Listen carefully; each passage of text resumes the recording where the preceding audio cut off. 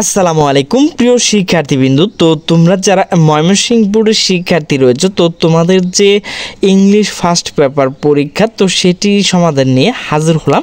তো মূলত আমি তোমাদের প্রশ্নের উত্তরটুকু বলে দিব। তো প্রথমে 1 নাম্বার রয়েছে, এ 4 নাম্বার, এরপর হচ্ছে 2 নাম্বার যেটি হচ্ছে বি নাম্বার, এরপর 3 নাম্বার যেটি হচ্ছে সি নাম্বার, এরপর 4 নাম্বার যেটি হচ্ছে বি নাম্বার, এরপর 5 নাম্বার যেটি হচ্ছে এটি হচ্ছে বি নাম্বার, এরপর হচ্ছে ডি নাম্বার, এরপর হচ্ছে বি নাম্বার। তো 2 নাম্বার দেখার দরকার নাই, 3 নাম্বার দেখব। তো এখানে কমন ইংলিশ রয়েছে, তো এটি কিন্তু 3 নাম্বার প্রশ্নের উত্তর। এরপর হচ্ছে 4 নাম্বার। তো 4 নাম্বার যে দেখো এখানে খালি ঘর রয়েছে, তো এখানে যেগুলো লাল লেখা রয়েছে সেটি কিন্তু সঠিক উত্তর।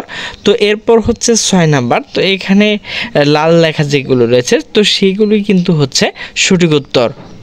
এরপর 7 নাম্বার যেটি হচ্ছে এখানে লাল লেখা যেগুলো হচ্ছে সেগুলো হচ্ছে সঠিক উত্তর।